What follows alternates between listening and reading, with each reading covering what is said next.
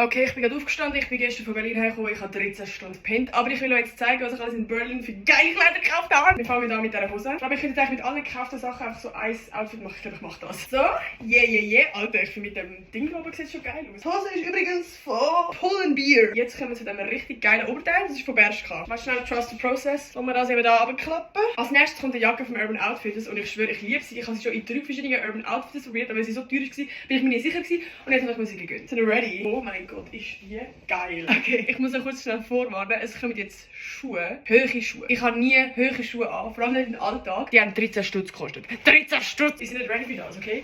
Ich fühle mich wie eine Mui.